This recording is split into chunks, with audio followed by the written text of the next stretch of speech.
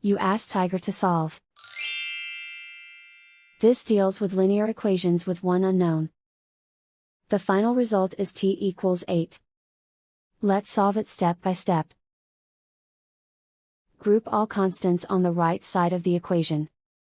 Add 6 to both sides. Simplify the arithmetic.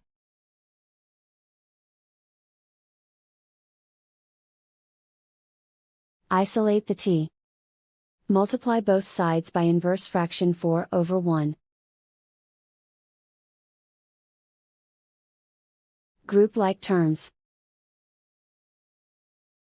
Multiply the coefficients.